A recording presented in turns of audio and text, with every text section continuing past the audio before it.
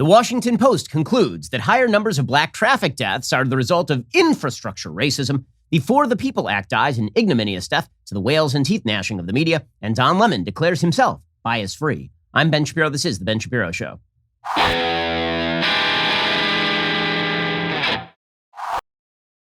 The Ben Shapiro Show is sponsored by ExpressVPN. You have a right to privacy. Defend your rights at expressvpn.com/Ben. Now, before we start, if you love the content, you need to turn on your YouTube notifications right now. Ding that bell. Seriously, you need to do that because if you don't, you're never going to be notified when the new videos come out. So make sure you ding that bell right now. We're going to get to all the news in just one moment. First, let us talk about the simple fact that right now you are watching the government spend more money than has yet been created in the history of man. I mean, it's really unbelievable. And this would be a great time to diversify at least a little bit into precious metals with my friends over at Birch Gold. In April alone, consumer prices increased by 4.2%. That's the biggest bump since 2008. Higher fuel prices, higher food prices, construction costs, housing prices. Inflation is here. Have you protected your savings, your investments? If you haven't yet diversified a portion into precious metals, the answer is you have not. So I'm going to tell you again. If you haven't reached out to Birch Gold to diversify part of your IRA or 401k into a precious metals IRA, do it today. Text Ben to 474747. Get a free information kit on protecting your savings with gold. I buy my gold from Birch Gold because they have an A+ rating with the Better Business Bureau, countless 5-star reviews, over 10,000 happy customers. Talk to them, ask all your questions, get informed, and then decide if you want to put some of your money into precious metals to work with Birch Gold. Text Ben to 474747. When you make a purchase before June 30th, Birch Gold will send you a signed copy of my book, How to Destroy America in 3 Easy Steps, for free while supplies last. Again, text Ben to 474747 and protect your savings today. Again, text my name Ben to 474747. Alrighty, we're going to get to the Washington Post's bizarrest racial take of the day. And there is one pretty much every day. First, I got to give you the update on what just happened in the New York City mayoral primary. So there is a Republican side of the aisle where Curtis Sliwa just won the Republican nomination. But let's be real about this. Whoever wins the Democratic nomination in the city of New York is going to end up as mayor of New York. Because New York has now engaged in what it calls ranked choice voting, that means that you can win the most votes in the first round, but you may not end up as the overall winner. Because let's say that somebody who had 10% loses, and the second choice on that person's ballot was the person who came in second. Well, then the vote shifts to the person who is second. Now, realistically, this race is pretty much over because the number of ranked choice voting situations in America where somebody has a 10-point lead after the first round, where that person ends up losing, is pretty much zero, according to Harry Enton over at CNN and New York Times. Eric Adams appears to be the winner at this point. Eric Adams, who, of course, is the former police, I believe he's a former police officer and a rather moderate candidate, at least so far as New York City goes. He is leading right now in the clubhouse with about 30%. Coming in second, somewhat shockingly, is Maya Wiley, who until recently was considered sort of an also-ran. She was the only member of de Blasio's administration to actually run. She was occupying the left lane, so I guess it's not really that big a surprise that about 20% of voters showed up for Maya Wiley, since everybody else was trying to crowd each other out of the technocratic moderate lane. So Adams ended up at about 30%, Wiley ended up at about 21%, Catherine Garcia ended up at about 20%, and Andrew Yang ended up at about 11%. Now, you assume Andrew Yang's votes are going to shift over. Now, he's out, and he's acknowledged he's out. You assume that Andrew Yang's votes are now going to shift over to Catherine Garcia, which would jump her up into the low 30s. But you would also assume that in the second round, Maya Wiley's votes are probably going to be split between the rest of the candidates. And what that means is that Eric Adams is not going to stick around at 30%. Presumably, many of the people who voted for somebody else first on their ballot voted for Eric Adams second on their ballot. So I think it is a fair presumption that Eric Adams is likely to emerge as the mayor of New York, which once again demonstrates the complete rejection of the defund the police strategy. Adams was very open about wanting to refund the police. Adams was pretty strenuous in his position that crime had to be stopped inside New York City. It was only Maya Wiley who took the far left position that the police were really the problem. According to the New York Times, with 82% of the results in, Adams, the Brooklyn borough president, was the first choice of 31.6% of those who voted in person on Tuesday or during the early voting period, as New Yorkers chose a leader to steer the city's reopening and economic recovery. Maya Wiley was in second with 22.3%. Catherine Garcia was in third with 19.7%. Adams led in every borough except Manhattan, where Ms. Garcia held a commanding edge. Because Adams seemed unlikely to earn more than 50% of the vote, the contest will now be decided under that ranked choice voting system. And New Yorkers were allowed to rank up to 5 candidates in order of preference. Absentee ballots also must be counted, so it could take until mid-July before a Democratic primary victor is actually declared. And then there's the actual general election where the Democrat, of course, is favored. New Yorkers also rendered judgment on other vital positions in primary races that will test the power of the left in the nation's largest cities. The city comptroller race, the Manhattan district attorney's race, a slew of city council primaries, among other contests, offer imperfect but important windows into Democratic attitudes and engagement levels. But of course, the mayor's race is at sort of the top of the slate. And the reality is that this is a pretty ringing rejection of the de Blasio rule in New York City. Because it turns out that the sort of radicalism that the Democratic Party has fallen for does not offer solutions. It just does not. And this goes to the deeper point. And the deeper point here is that when you attribute everything in the world to miasmatic forces of racism, it makes it very, very difficult to solve problems, which of course is the whole point. When you make problems difficult to solve, and then you implicate the entire system, the notion is that you're going to have to tear down the entire system in order to solve the problems. Everything has to be nuked. You have to just tear down everything. And then finally, once we have salted the earth and burned the remains of the old system, then we can build anew. Except that doesn't actually solve problems. That makes things a lot worse in the near term. So perfect example today in the Washington Post. There's an article in the Washington Post, is at the top of their website today, titled "Traffic Deaths Increased During the Pandemic. The Toll Fell More Heavily on Black Residents. Report Shows."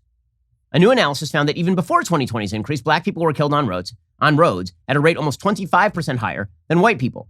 Now, let's just say that you read that stat, right? That for a very long time, Black deaths on roads have outpaced white deaths on roads. Your first thought might be, who's speeding? Right? I mean, that might be your first thought. That would be a natural thought. In the same way that if you read a statistic that said that Black people are being murdered at a rate far higher than white people, and we know that the vast majority of murder is intraracial. It is black on black or white on white. But Black people are being murdered at a way higher rate. You might think to yourself, well, that's probably the reason is that a lot of Black people are murdering a lot of Black people. So if you see a stat in which it says that a lot of Black people are dying in traffic accidents, you might think to yourself, what is the behavior of the drivers, right? Because you would think that's literally your first question. Forget about groups. With regard to individuals, right? If you hear that anybody has died of anything, your first question is, what were the circumstances surrounding their death? Right? This is true for anybody's death. If somebody you know dies in a car accident, your first question is how? Right? You don't ask questions typically about the roads. You don't ask questions typically about the lights. Typically you ask, okay, were they speeding? And if somebody says, oh, they were speeding, you go, oh, okay, well, that's terrible, but you're speeding, right? Like you should probably pay attention to the traffic signs. This entire Washington Post piece is designed specifically to ignore the question of who is doing the speeding. Right? Because if it turns out that Black drivers are speeding more often than white drivers, that at least partially explains the discrepancy between Black and white death statistics with regard to traffic accidents. Instead, the entire New York Times, the entire Washington Post article, rather, is dedicated to the proposition that it's institutional racism that causes higher levels of Black deaths. So here's what the Washington Post, and again, what this means is that solutions become a lot more difficult. Because let's say, for example, that the problem really is disproportionate speeding inside the Black community. And the reason I say that is because we have fairly good evidence from the past that there is, in fact, disproportionate speeding inside the Black community. So to take an example, in the early 1990s, there was a big hubbub during the Clinton administration about supposed racial profiling on the New Jersey Turnpike. There's a lot of focus on this. Look at these terrible cops. They're pulling over Black drivers, even though it was at night. It's kind of hard to see the color of the person who's driving, but they're pulling over Black drivers at a rate higher than white drivers. That must be the latent racism of the New Jersey Stadies. Right? They're just pulling Black people over. Then, finally, there was a study, and the study was put out only about almost a decade later. And what the study found is that a very high percentage of the speeders were Black. Right? It turns out that Black drivers were just driving faster as a general rule than white drivers were, according to this particular study. Right? It was an actual Justice Department study in conjunction with the state offices of New Jersey. And what they found, it was leaked to the New York Times, what they found is that while Black drivers were making about 16% of the drivers on the New Jersey Turnpike, 25% of the speeders in the 65 mile per hour zone, where profiling complaints were the most common, were Black. Right? Black drivers sped about twice as much as white drivers and sped at reckless levels even more. In fact, according to that particular Justice Department study, Blacks were actually stopped less than their speeding behavior would predict. They're about 23% of those stopped. Okay, so all of this is to not make any linkage between genetic skin color and how fast you drive. But if the question is, which groups of people are driving the fastest in American life, and how does that link to traffic stops? You might think that that might be like a consideration in the Washington Post piece. No, they weren't even going to consider it. In fact, and especially they weren't going to consider it because if that were in fact the problem, if the problem were a disproportionate number of people are speeding in a particular area, therefore a higher number of people are dying in that particular area. More people are driving recklessly in this particular area, therefore more people are dying. The answer to that, right, the very easy policy answer to that is, okay, so you set up a speed trap. Right? You get a bunch of cops, you put them in the area, and you have them sign a lot of traffic tickets because you create an incentive structure where it makes no sense to speed. Right? That is the perfect, obvious policy solution. The Washington Post does not want that policy solution, so they go out of their way to find alternative explanations that are far less explanatory. Like they literally do not even posit the possibility that people are speeding at higher rates on a correlative level with regard to race, even though they're saying that you can measure traffic deaths on the basis of race, but you can't measure traffic behavior on the basis of race, which seems like you're ignoring kind of a rather large factor, are you not? It's sort of like the move that people in the media are constantly making, where they look at big tech and they're like, wow, there are just not enough engineers who are in big tech who are black. You're like, right, but how many qualified applicants are coming from the black community who are qualified engineers to be in big tech? And they just ignore that. They won't even put that in the story, even though that is the vast majority of the explanation, right? It's not the big tech is going around like, well, I have an equally qualified black person and white person. I'm picking the white person. No one in big tech is doing that. They're doing precisely the opposite. Okay, so here's how the Washington Post tries to explain this discrepancy. A new analysis of deaths on U.S. roads found that black people were killed in traffic crashes at a rate almost 25% than white people in recent years, a disparity that appears to have worsened during the coronavirus pandemic. Last year was especially grim on the roads. The number of miles driven decreased as many people stayed home, yet traffic deaths rose 7%, according to the National Highway Traffic Safety Administration, in large part because of people driving faster on empty highways. Okay, so right off the bat, they're acknowledging that when people drive faster, you end up with more people dead, right? So this is true across the broad population, but we cannot even measure the traffic behavior differential between groups when trying to explain the traffic death differential between groups, because to do so would imply a solution they don't want, and would also imply that racism isn't the problem, and so you don't have to tear down the entire system. The number of black people killed, according to the Washington Post, climbed 23%. The reason for the spike in black deaths is not noted in the federal report, but experts say, the experts. Experts say, just as the virus itself spread more readily through communities of color, the increase was probably a result of existing inequities being compounded. Or possibly it was a result of the differential in behavior being compounded, because if you have more people who are speeding on the roads during this time generally, you're going to end up with more people who speed as a percentage of that being killed. Researchers have previously concluded that black communities tend to be crisscrossed by more dangerous roads. During the pandemic, people of color were more likely to be employed in essential jobs without the option to stay home. People were driving faster amid lower traffic levels meant crashes were more likely to be deadly.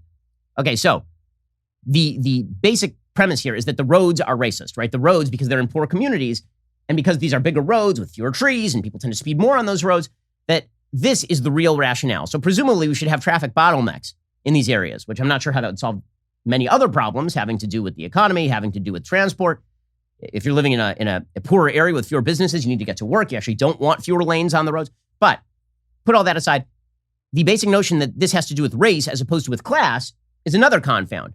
It turns out that poorer areas very often are crisscrossed with more dangerous roads. I mean, those poorer areas generally exist around, for example, highways, because people who are richer don't want to live next to highways. Right? People who are richer don't want to live next to big roads with lots of traffic, which is why people who are richer tend to move out to the suburbs, for example. The NHTSA estimated that 38,680 people were killed in crashes nationwide last year, said 7,494 of them were black. A new study released Tuesday by the Governor's Highway Safety Association highlights the disparities. It analyzed data from 2015 to 2019, right, so not including the pandemic, okay, and found that in different types of traffic crashes, black people were killed at rates higher than white people. Black pedestrians were killed at a rate twice as high. Okay, so who is driving the cars would be the relevant, and what levels of speed were they attaining while they were driving the cars? And by the way, what was the behavior of the pedestrians, right? These are all relevant factors to whether people are being killed in traffic accidents or not. And none of these factors are taken into account in the Washington Post. None. Charles Brown, professor at Rutgers University School of Planning and Public Policy, said the figures leave transportation officials facing a simple question. Quote, "We've all been socialized in a way to believe that black death is due to black behavior, when instead we know infrastructure influences behavior. If that is true, we need investments in quality infrastructure in black communities. How many more black people do we have to lose before that is the number one priority? Okay, so it can't be that we focus on lowering rates of reckless driving, lowering rates of speed, following traffic laws. No, we have to restructure all the roads to what? Reduce the number of lanes? I mean, to lower the speed limit that people are apparently ignoring?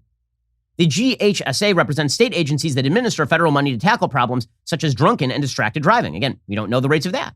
This story does not include any of that data. How many of these accidents included drunk driving? We don't know. How many included reckless driving? We don't know. How many included pedestrians walking out into traffic? We don't know. We don't know any of those things. The only thing that we know is more black people than white people on a percentage level are being killed, therefore racism, therefore roads. Okay, now, what's kind of amazing about all of this is that then you look at some of the statistics that are sort of buried down in here, right? First, you get the typical equity speak from the Biden administration of Pete Buttigieg issuing a statement that the administration is now proposing a $20 billion, we're going to spend $20 billion on this, traffic safety proposal to reduce crashes and road deaths as part of its infrastructure plan. Buttigieg said last year's traffic fatality rates and the racial disparities reflected in them are unacceptable. This reflects broader patterns of inequity in our country, et cetera, et cetera, et cetera. Okay, so then you get to the actual differences among racial and ethnic groups. Now, what's fascinating about this is who is getting killed in these traffic accidents, because it turns out that it is not solely income-based, right? Hispanics, as well as Native Hawaiians and Pacific Islanders, were killed at rates slightly lower than whites. Weird, because on a household income level, Hispanics do pretty significantly worse right now than white Americans do. Not only that, they tend to live in lower income areas because of that. Presumably, many of the same lower income areas that are crisscrossed with the same kind of roads that are being blamed for higher black fatalities. American Indians and Alaska Natives were killed at much higher rates, more than twice the rate of black residents. Guillermo Narvaez, a lecturer at the University of Minnesota who has studied traffic safety in tribal areas, said American Indian communities are often remote and suffer from unsafe road designs. So it must be the unsafe road designs. Now, nowhere in here is contemplated the possibility that there are higher levels of reckless driving in American Indian reservations, for example, or higher levels of DUI in American Indian reservations, for example. Like, this is not, like, these possibilities are never taken into account. Human behavior is of no consequence because equal outcome is the supposed norm, except that it's not the supposed norm. Again, in any human endeavor, you can take groups of people, you can take this office and the office next door, and there will be complete disparities and differentials between the two offices, not based on race, because equal outcome among groups is not human norm. It doesn't exist anywhere on earth, at any time, in any place. Okay, but what does this all cover for? I'll tell you that in 1 second, because it really is, they kind of give away the game late in this article from the Washington Post. And the reason that this is so important is because when you insist that equal outcome must be the goal, regardless of behavior, and then you militantly refuse to look at individual behavior or how behavior agglomerates in groups, you are dictating unfairness, injustice, and violation of individual rights, and making life worse for the people who actually aren't engaging in the behavior. Okay, first, let's talk for a second about your investment strategy. Wall Street has been telling you for many, many, many years that 7% is a great return on your stocks. Well, there's some folks who say that it is not. Okay, trading does not have to be particularly complex. There are people who are making 30, 50%, even 100% a year on their money trading stocks, even when the market is tough. Carnivore Trading is an anonymous team of elite Wall Street strategists. They're legends among Wall Street heavy hitters, and now they've gone a bit rogue because they're allowing everyday folks like you, like me, to see and mirror their amazing trades. If that sounds pretty amazing, that's because Carnivore is going to let you see the trades they are making right now for free, like full transparency in what exactly they're doing. You're not just taking your money and giving it to a stockbroker. You're actually able to see what they're doing on a day-to-day level. Go to getourtrades.com, use promo code BEN, and get 2 weeks for free.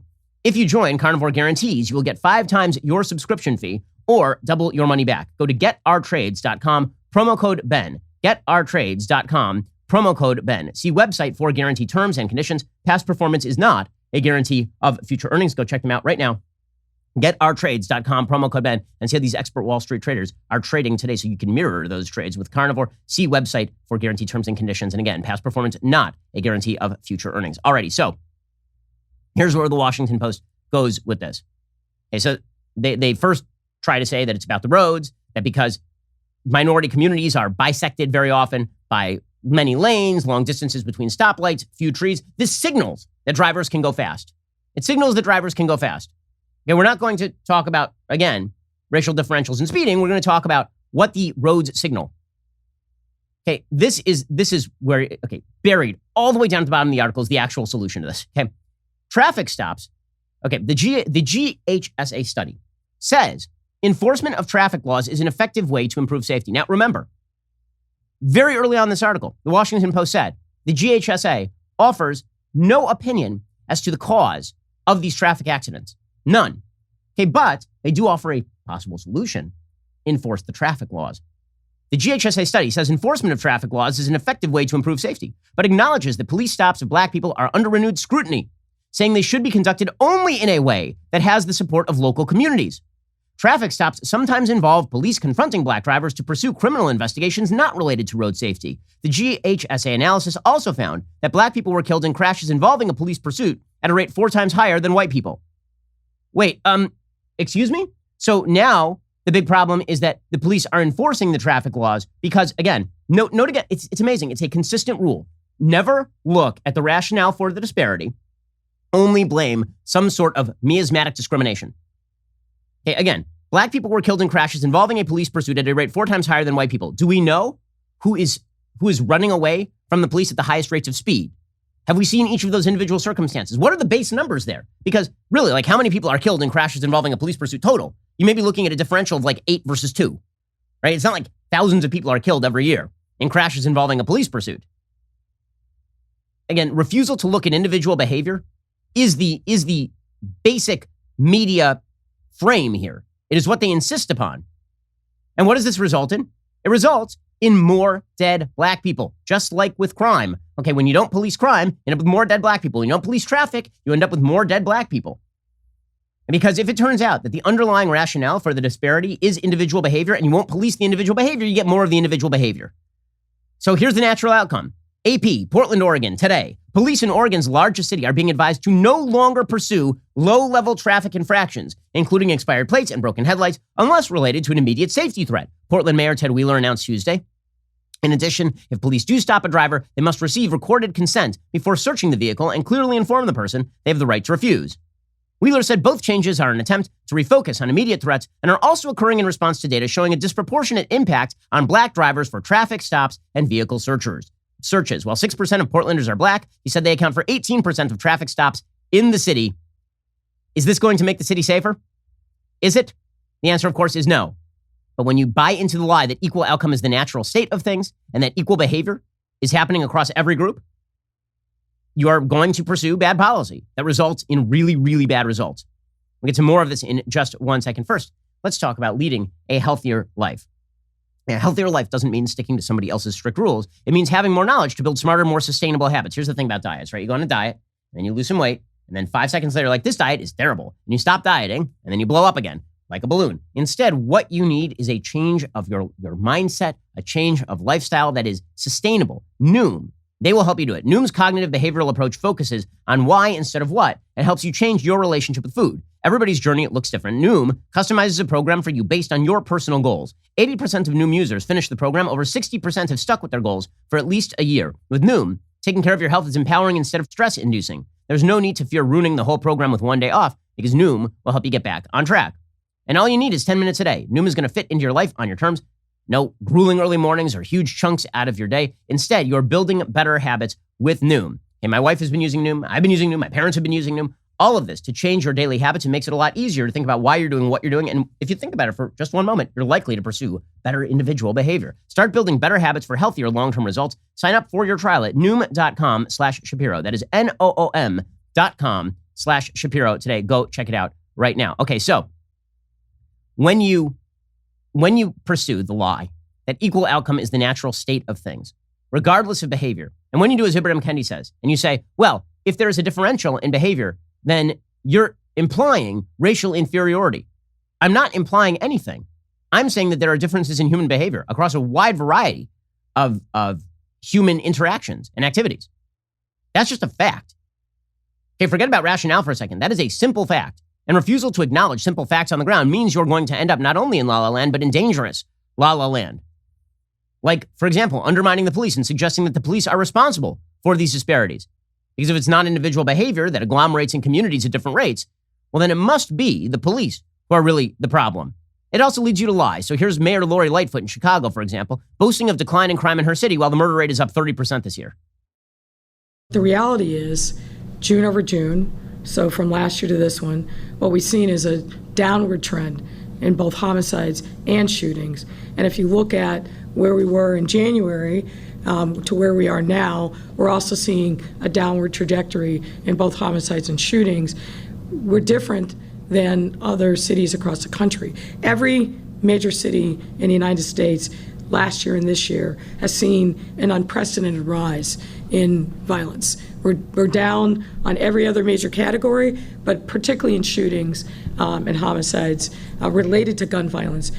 Okay, so I mean, it's amazing. She's like, well, we're down from last year. Oh, you mean when there was no cop anywhere to be seen? So your baseline is last year. Interesting. I've also noted that like dozens of people are being shot every weekend in Chicago, Mayor Lori Lightfoot. And you've declared racism a public health problem. So murder, not a public health problem in Chicago. Racism, a public health problem in Chicago. And again, you can fill in any gap with racism. If you say, okay, well, the murder rate is higher in the black community in Chicago, so maybe we should focus in on, what we can do to stop that. Like, for example, putting more police in the community. Then you'll get from Lori Lightfoot that racism is responsible for the higher murder rate in the black community. Okay, but if you're using racism as an excuse not to solve the problem, you are just making life worse for everyone. You see the same thing from the Biden administration all the damn time. So police are now complaining of lagging morale. Well, no bleep. I mean, you've basically said across the United States that the police are the bad guys in every major metropolitan area, and that every racial discrepancy is not the result, again, of basic stats. It is instead the result of evil cops. So there's a report on MSNBC, of all places, in which police departments were talking about how they have lagging morale, which of course they do. Morale, I think, is at an all-time low now. We're being held responsible for the actions of an officer that's across the country, and I don't think that's fair. We're dealing with rioting at a level and a sustained violence that we've never seen before, gun violence in our city like we've never seen before. We're looking at the most catastrophic staffing levels we've ever seen before. It all boils down to these three main concepts of being underfunded, understaffed, and undersupported. Okay, and that is in Portland. Again, the same city that just declared we're not going to do minor traffic stops anymore. So, Jen Psaki, the White House spokesperson, was asked about this. We've got falling police morale. Of course, it's Peter Doocy, the only reporter in the room, asking him this question, or asking her this question, rather. And here is Jen Psaki's unbelievable answer about falling police morale. Remember, the White House says that it has the capacity to control everything in your life, from toilet flow and electricity use, all the way to whether your child should learn about transgenderism in third grade. Like, all of this should be federal policy. Okay, all of this should be controlled by the government. But they have nothing to say about falling police morale. Why does the president think that there's low morale with police officers on the beat? I don't think we're the right entity to give an assessment of that. I'd certainly look to the police departments to give that assessment. But what I would say to you is that the president has never supported defunding the police. Oh, well, they have no opinion on that. Nothing to say about that. And look to the police when that's the problem. Weird, because they wouldn't do this about any other issue in American public life. If you said that there's underperformance in black communities with regard to high school graduation, and somebody said, what does the president say about that? We said, well, I would suggest you look to those communities and ask what they think about that. He would never do that. Instead, he would give a high-flown answer about systemic American racism, of course. We all know this. Because one of the great avoidance strategies for members of government is to blame problems bigger than themselves, so they don't actually have to take the easy measures that are available for them on the ground. Meanwhile, it's also politically palatable to say that everything is racist, because when you call things racist, it means you get to condemn your political opponents, which brings us, of course, to the death of Senate Bill 1. This was the For the People Act. The Senate Bill 1 died an ignominious death yesterday when Republicans did not vote for the advancement of the bill in a procedural vote. They didn't kill the filibuster just to move along with this thing. It was a 50-50 split, by the way. It was a 50-50 split in the Senate, and you require 60 votes in order to advance the bill. According to Axios, Senate Republicans filibustered Democrats' signature voting rights bill on Tuesday, denying it the 60 votes needed to advance the bill and start debate. First of all, let me just point this out with the media. The media always call this a quote-unquote voting rights bill. It is not a voting rights bill. It is a federalized voting procedures bill. I mean, they just use propaganda terms straight from the Democratic playbook. And Democrats will say, well, this is a voting rights bill. And immediately, the media will start parroting that this is a voting rights bill. Right? If there is a bill that suggests that boys be allowed to compete with girls in girls' sports. They will call it a transgender rights bill. They won't call it a reclassification of sex in sport bill, which is far more informational.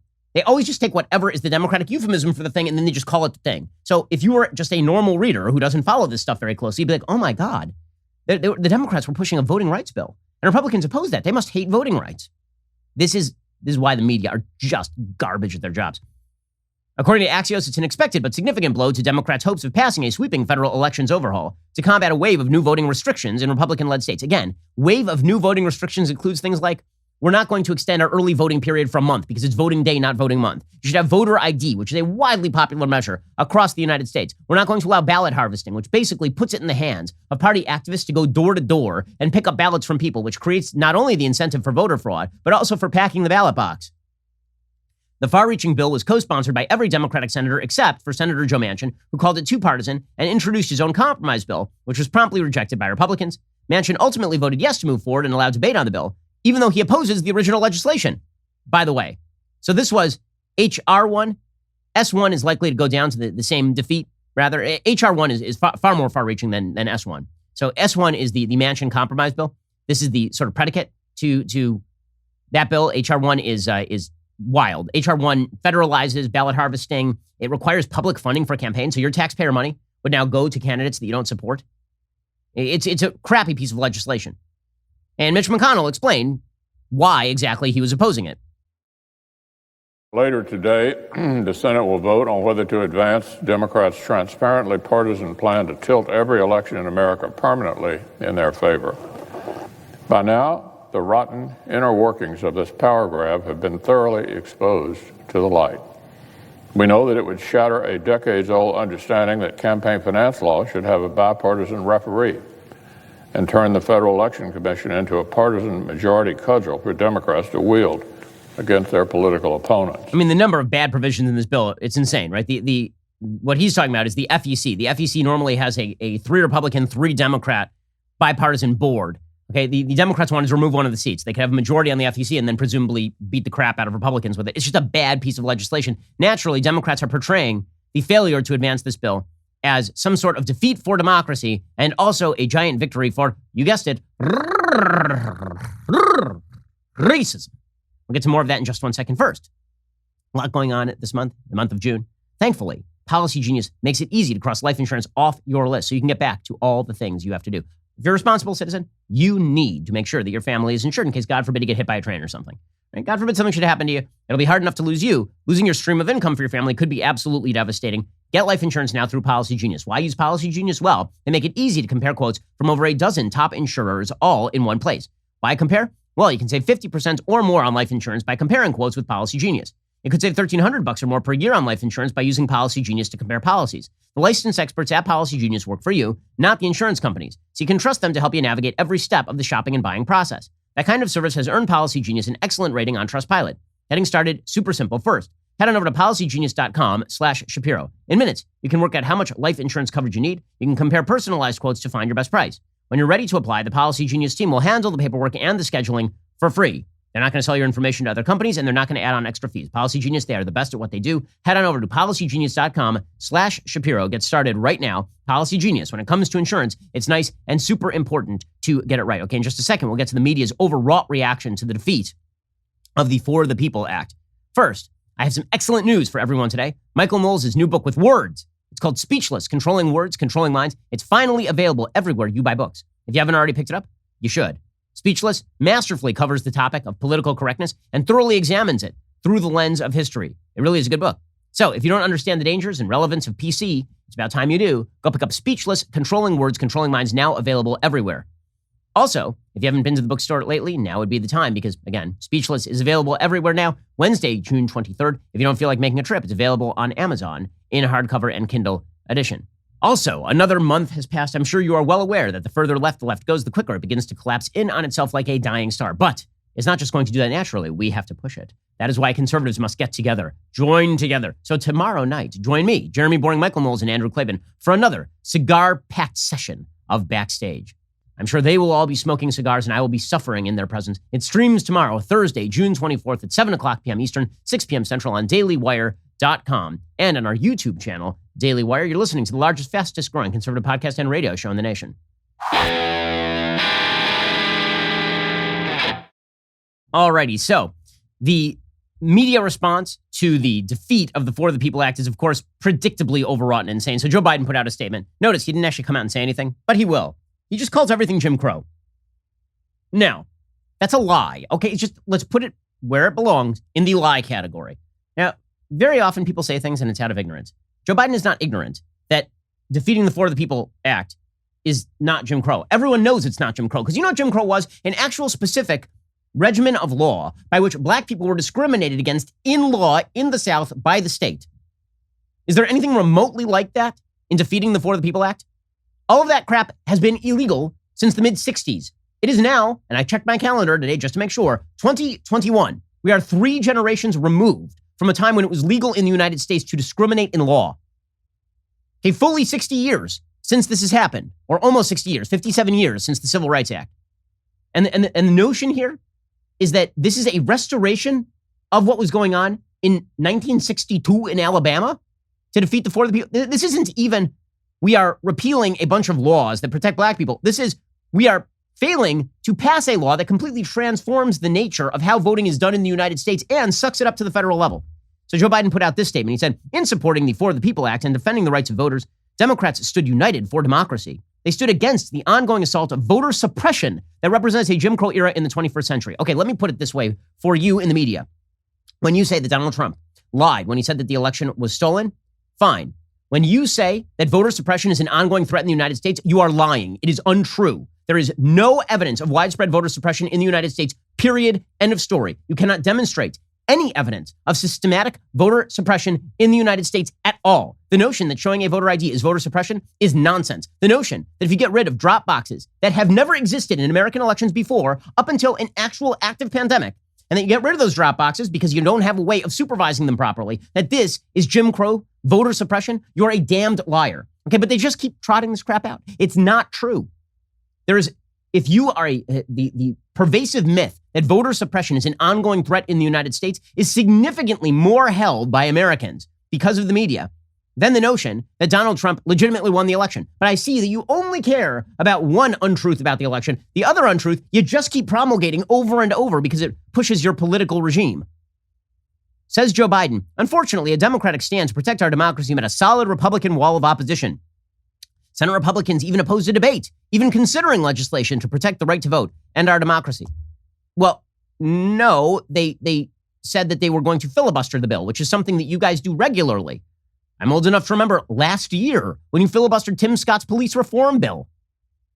It was the suppression of a bill to end voter suppression, another attack on voting rights that is sadly not unprecedented.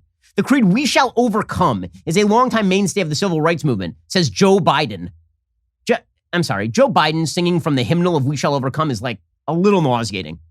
And I love that Kamala Harris goes right along with it. 5 seconds ago, she was calling him a vicious racist who was trying to keep her out of school, little girls like her, out of desegregated schools. By coming together, says Joe Biden, Democrats took the next step forward in this continuous struggle and a step forward to honor all those who came before us, people of all races and ages who sacrificed and died to protect the sacred right. Okay, so just to be straight about this, no one sacrificed and died so that the election procedures of the United States would be federalized, ballot harvesting legalized, and public funding of elections made law. No one in America has sacrificed and died for that particular procedure. No one. Amazing how the conventional wisdom shifted so fast on the left from America's democracy will survive and thrive under Barack Obama to, if we don't pass this bill right now, American democracy is dead and we're finished. Amazing. But says Joe Biden, the fight is far from over. Nope, it's over. Here is VP Harris declaring that the fight is not over. Spoiler alert, it's over. This is about the American people's right to vote, unfettered. It is about their access to the right to vote in a meaningful way. Because nobody is debating, I don't believe, whether all Americans have the right to vote. The issue here is there actual access to the voting process, or is that being impeded? And the bottom line is that the president and I are very clear. We support S1. We support the John Lewis Voting Rights Act. And the fight is not over. The fight is over. And are you serious? The ticket that she is on won 80 million votes in the last election cycle. 80 million votes. And she's talking about voter suppression? You want to talk about election lies that undermine election credibility and confidence? This would be it. Because guess what? Next time Democrats lose a presidential election, you know what they're going to claim? Voter suppression. They were planning to do it if Trump had won last time. Make no mistake.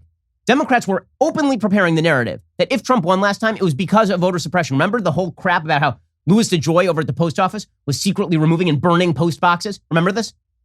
They were pushing this crap months in advance of the election. Then it turned out, as the polls shifted heavily in Biden's favor, it went to, well, probably the big threat is that Joe Biden that Donald Trump won't accept the outcome of the election. This is going to be the cleanest election ever run. It's amazing how fast they shifted from this election is probably going to be dirty to this election is the cleanest election ever run, completely dependent on the polls. So the whole goal here, of course, is to not push forward good legislation. The point is to polarize the American electorate along the lines of race. And MSNBC helped out. Here was Mara Gay on MSNBC. She, of course, writes for the Washington Post. And she said, this is the darkest hours of American history coming to life. The darkest hours of all the hours. Sorry, she works for the New York Times. The darkest hours. Now, I don't know. I feel like there have been some pretty dark hours in American history. I mean, in fact, I seem to recall that we were honoring one a couple of weeks ago with there was Juneteenth because slavery was kind of a bad hour in American history. Also, there was the Tulsa Race Massacre where the president went to Tulsa and talked about it. And that was a pretty dark hour in American history. Seems like, the darkest days of World War I, World War II, pretty bad hours. Seems like we just went through a kind of rough one with the pandemic. That was pretty bad. We had the Great Depression. We had a vast spate of terrorist attacks. In the 1960s and 70s. We had, 9/11 was a pretty dark, in the pantheon of dark hours in American history. Failure to pass a bill that usurps voting procedure from the states does not compute. Okay, this is not on the list. Here's Mara Gay, again, a New York Times editorial board member. They just work for the Democratic Party. Here's Mara Gay just being an idiot. I think this is historic for actually a much darker reason today, and that's that we have not seen access to the ballot debated in this way and turned into this partisan issue since, in fact, the 1960s and 1970s. So if you're an American who grew up with parents who lived through Jim Crow, as I did, this is your history books, some of the darkest hours of your history books coming to life. And reminding us that progress is not inevitable. Mara Gay is on the editorial board of the New York Times, and she is a black woman speaking on MSNBC about how this is a return to the dark ages. And she's comparing the plight of black Americans today to black Americans in 1960. These people are delusional. They're out of their damn minds. That wasn't all on MSNBC. I love Ari Melber just sitting there nodding as though this makes any sort of sense. I guess when your head is so far up your ass that it's coming out your head again, it makes it very difficult to do anything other than nod. Here is another MSNBC guest explaining, the same show, that this is actually a form of apartheid. This is not a democracy. This is a minority that is controlling this. And, at the risk of making a controversial metaphor, I mean, we know what minority rule is. And there's a term for minority rule, and that's called apartheid. We fought against that as well. This is history made tonight, Ari, on your show.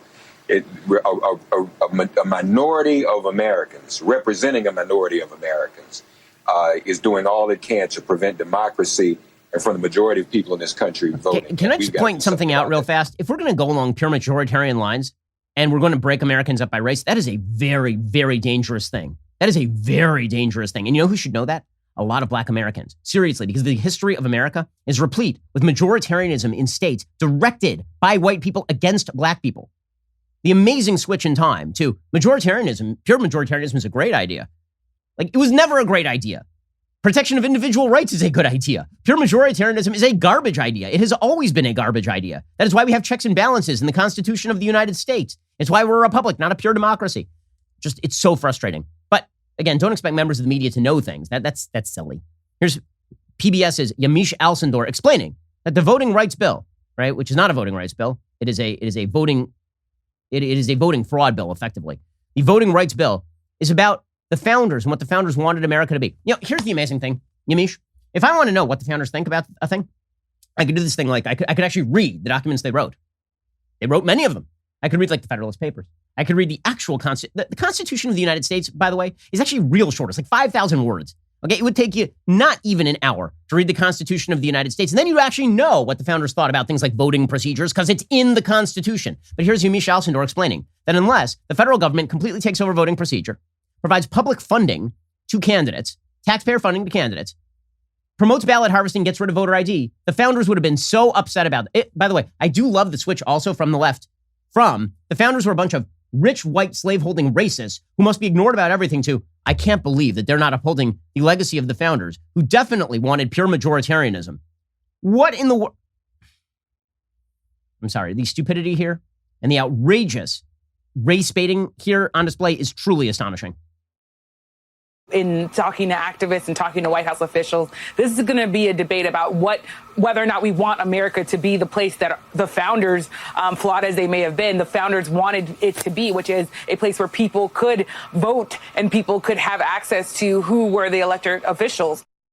Oh, that's what the founders wanted, and we know that because it's not true. I'm sorry, it's so ridiculous. Okay, but here's the thing.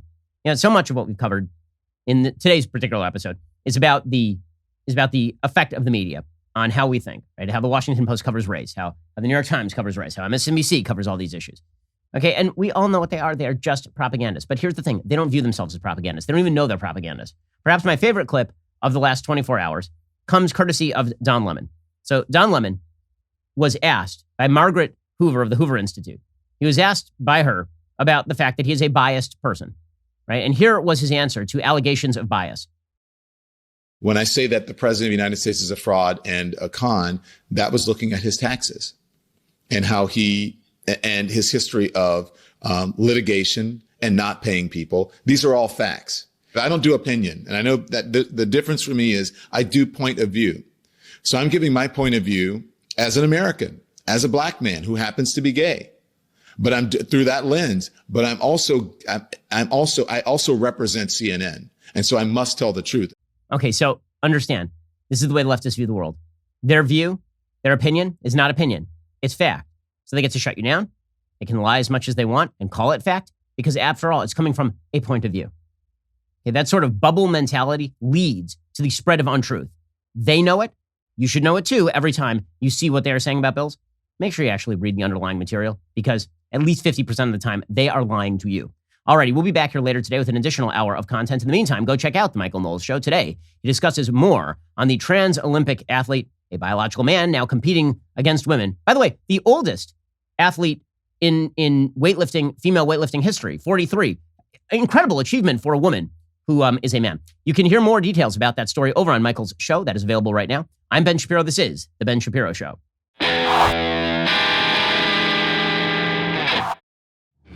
The Ben Shapiro Show is produced by Elliot Feld, executive producer Jeremy Boring. Our supervising producer is Mathis Glover, and our assistant director is Pavel Wydowski. Editing is by Adam Sayevitz. Audio is mixed by Mike Coromina. Hair and makeup is by Fabiola Cristina. Production assistant is Jessica Kranz. The Ben Shapiro Show is a Daily Wire production. Copyright Daily Wire 2021. Republicans shoot down the Corrupt Politicians Act. Great news. A U.S. Olympian fantasizes about burning the American flag on the Olympic podium. And the Chief of Naval Operations defends critical race theory in the military. Check it out on The Michael Knowles Show.